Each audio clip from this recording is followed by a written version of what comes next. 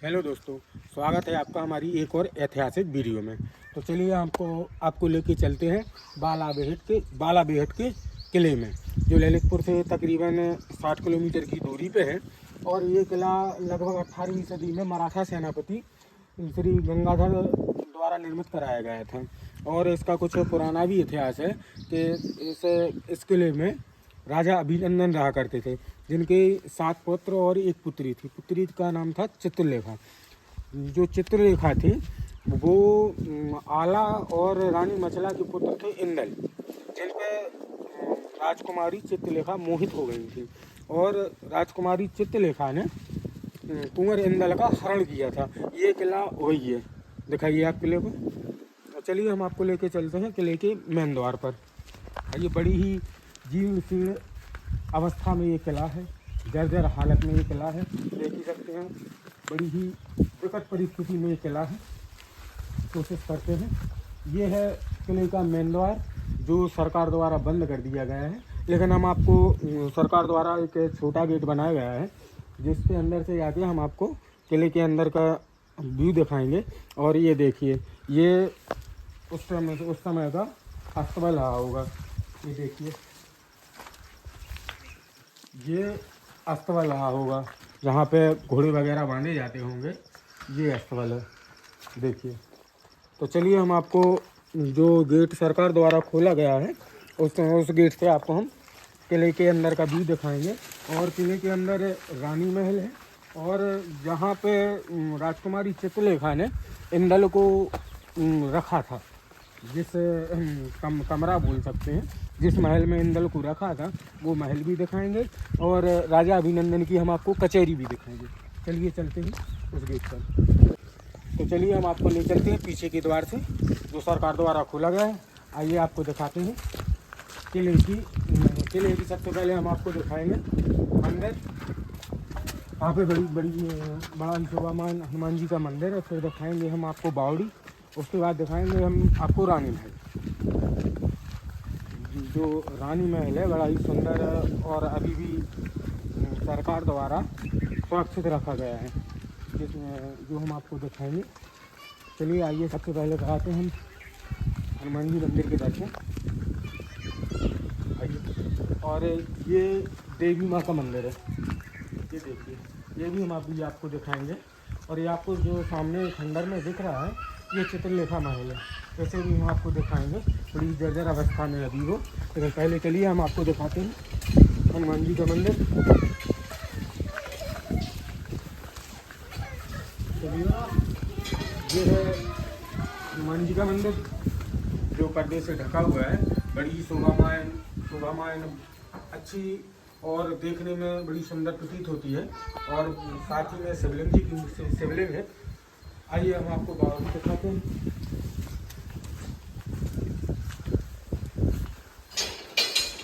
जो बावड़ी है अभी भी उपयोग में लाई जा रही है स्थानीय लोगों द्वारा। और आके यहाँ पे सीढ़ियाँ देखिए, मतलब जो रानी महल के पास ही बावड़ी है। जब रानी स्नान करने या मतलब किसी बावड़ी के किसी काम से आती थी, तो सीधा रानी महल के जस्ट सामने बावड़ी है, और अभी भी उपयोग में लाई जा रही है। चलिए हम आपको दिखाते हैं रानी महल। आइए, जो अभी भी व्यवस्थित और सुरक्षित है। आइए ले चलते हैं रानी महल की ओर। तो देखिए, ये और आप ये चिन्ह देखिए पहले, ये चक्र जैसे चिन्ह है। और ये जब रानी अंदर आती थी, उनके स्वागत में दिया वगैरह उजेले के लिए इन्हें उपयोग में लाया जाता था। तो आइए हम आपको रानी महल के बारे में बताते हैं। ये है परकोटे। ये देखिए, यहाँ पर उनकी नीचे वाले कमरे में उनकी दासियाँ रहा करती थी। और ये यहाँ पे सरकार द्वारा गेट है। ये रानी महल आपको दिखाइए यहाँ से। यहाँ पे और भी जो खंडर हो चुके हैं महल, ये देखिए कितना बड़ा रानी महल था। चलिए हम आपको ऊपर लेके चलते हैं। आइए चलते हैं, दिखाते हैं आपको कहाँ पर रानी का वास होता था, कहाँ पर उनका शयन करता था। और ये भी उनकी दासियों द्वारा उपयोग में लाया जाता था। यहाँ से भी गेट लगा है लेकिन अभी बंद किया गया है। देखिए उस पर कोटे पे जाता है। ये यहाँ से नीचे जाने की भी व्यवस्था है लेकिन अभी गेट बंद कर दिया गया है। यहाँ से भी तो सुरक्षा के हिसाब से गेट बंद कर दिया गया है। आइए आपको रानी का साइन कक्ष दिखाते हैं। तो ये रानी का साइन कक्ष है जो बड़ी जीर्ण अवस्था में था, लेकिन सरकार द्वारा इसकी मरम्मत का कार्य चल रहा है अभी, लेकिन यही रानी का साइन कक्ष है। तो चलिए और आगे दिखाते हैं आपको। आइए दिखाते हैं। आइए हम आ गए हैं ऊपर, मतलब मंजिल सबसे ऊपरी मंजिल पे। यहाँ पे रानियाँ शाम को टहलने निकला करती थी। यहाँ से आप सामने का व्यू देख पा रहे हैं। देखिए यहाँ ये परकोटी झरोखे बनाए गए हैं, जिससे अगर कोई महल में कोई उत्सव होता था तो रानियों को पर्दा प्रथा का सम्मान करना पड़ता था, उसके रहत रहना पड़ता था। तो इन्हीं परकोटों में से वो उत्सव देखा करती थी। तो चलिए आइए अब आपको दिखाते हैं चित्रलेखा महल, जहाँ पे चित्रलेखा ने आला और रानी मचला के पुत्र इंदल को हरण करके रखा था। वो जगह दिखाने की हम आपको कोशिश करेंगे। तो चलिए आइए दिखाते हैं। चलते हैं हम। रानी महल के बाद आपको दिखाएंगे देवी माँ का मंदिर और उसके बाद दिखाएंगे आपको चित्रलेखा महल। आइए चलते हैं देवी माँ के मंदिर की ओर। चलिए आइए दिखाते हैं आपको देवी माँ का मंदिर। तो ये रहा देवी माँ का मंदिर, जो जिसमें छोटी सी मूर्ति रखी हुई है। और इसी के पास में लगते एक चित्रलेखा महल, जो राजा अभिनंदन की सात भाइयों में एक ही पुत्री थी। तो आइए उनके महल को थोड़ा दिखाते हैं। है तो बड़ी जीर्ण अवस्था में, लेकिन काम चल रहा है, सरकार काम लगाए हुए हैं। यहाँ से चढ़ने की कोशिश करते हैं, थोड़ा संभल के। आइए दिखाते हैं रानी महल को, सॉरी चित्रलेखा महल को। आइए दिखाने की कोशिश करते हैं। यहाँ पे देखिए आप, ये सुरंग टाइप की दिख रही है झरोखे से। तो ये किले की मेन दीवार है, हमें लगता है। हाँ ये है, यही हम आपको दिखाने की कोशिश कर रहे थे। यही वो जगह है, लेकिन अभी आप देख रहे हैं क्या हालत है यहाँ की। लेकिन यही वो जगह है जहाँ राजकुमारी चित्रलेखा ने इंदल को कैद करके रखा था। देखिए आप, यही वो जगह है। तो चलिए हम आपको इस महल के बारे में और दिखाएंगे। तो आइए और देखते हैं। आइए थोड़ा आराम से।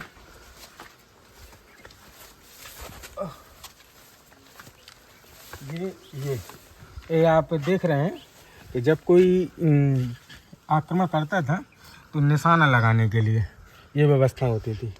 और ये पत्थर नहीं निकला है यहाँ से। ये देखिए, ये दीवार है किले की, जो तकरीबन 10 फीट चौड़ी होगी।